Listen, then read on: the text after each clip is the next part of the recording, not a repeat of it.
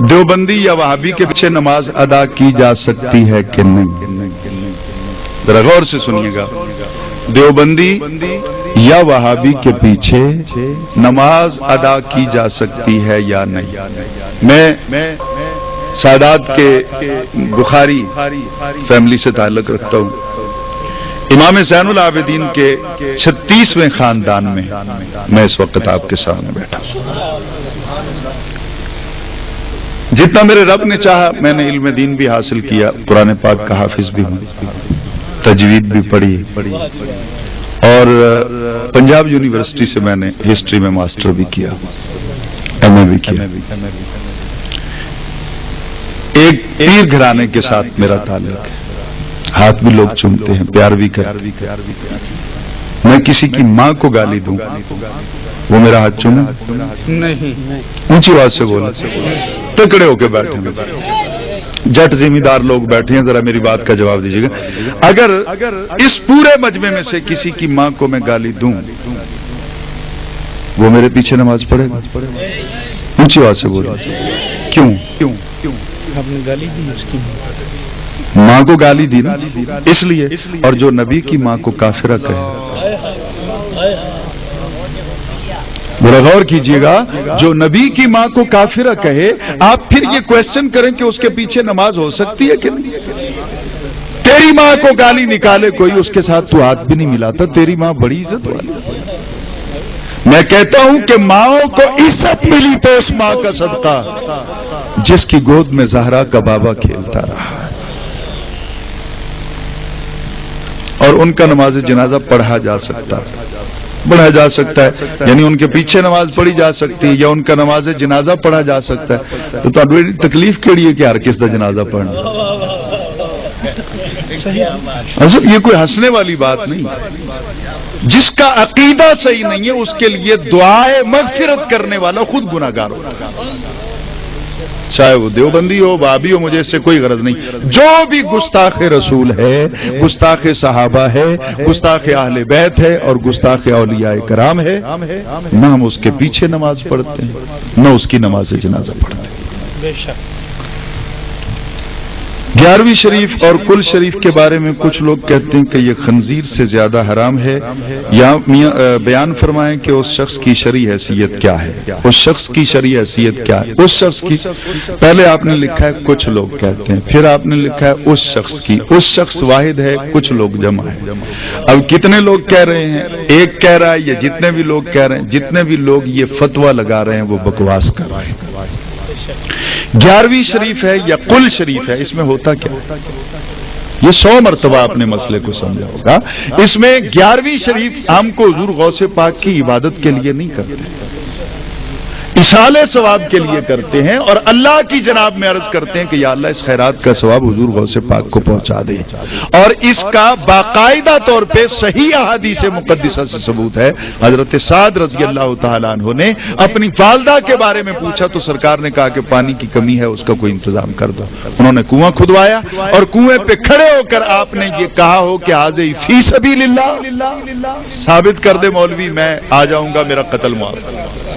حاضہی لأم سعد، انہوں نے کہا یہ سعد کی ماں کے لیے ہے، حاضہی فی سبیل اللہ نہیں، لأم سعد، غیر کے نام پر آیا. غیر کے اونچی آواز سے تو بول رہے ہیں. یہ صحیح کیا ہے؟ یہ کیا ہے؟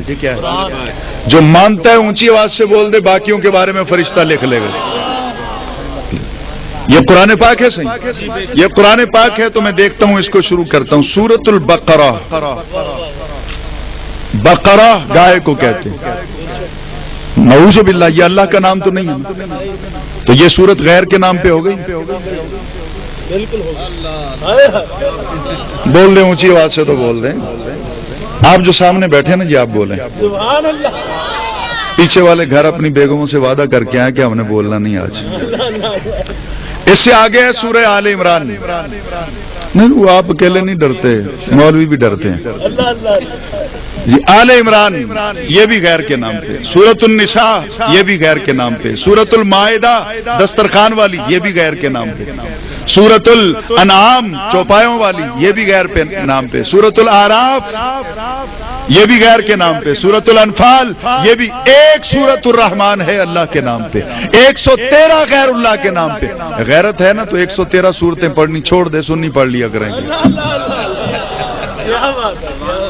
गैर का नाम जो आ गया, आप छोड़िए, गैर के नाम पे जो चीज आ जाए वो हराम हो जाती है। आग के रकबे हैं, आप काश्तकारी करते हैं, आप जब भी किसी से रकबा खरीदते हैं, महकमा माल में पटवारी के पास जाते हैं, रकबे का इंतकाल अल्लाह के नाम करवाते हैं या अपने नाम? बोले जी, अपने नाम करवाते हैं ना, तो गैरुल्लाह के नाम पे हो गया ना।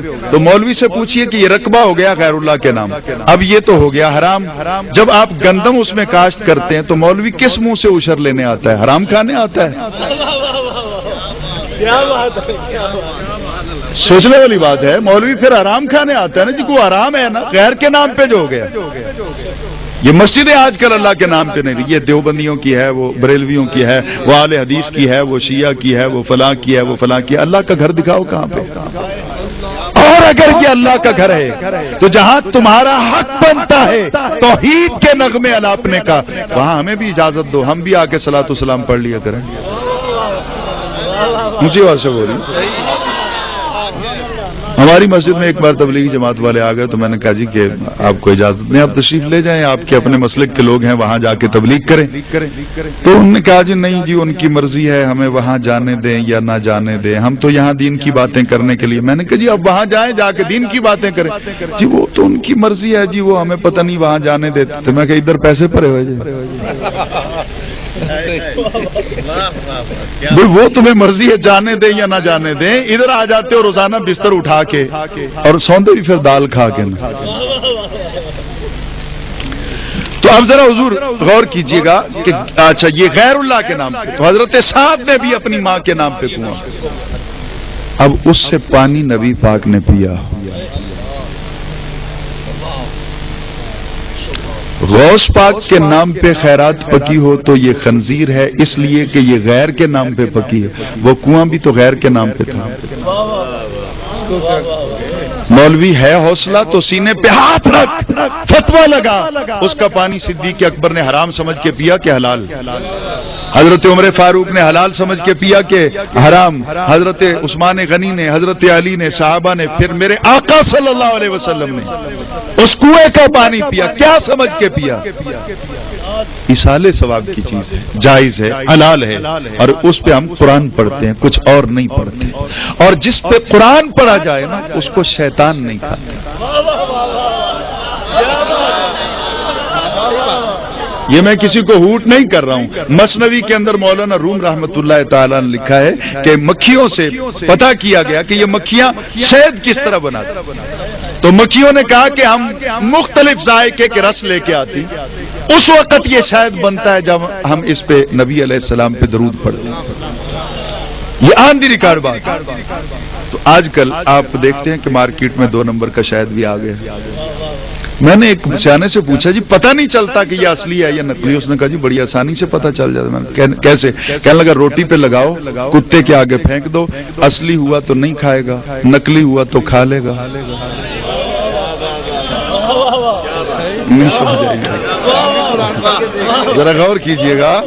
नहीं, कुत्ते के आगे रोटी डाल दो।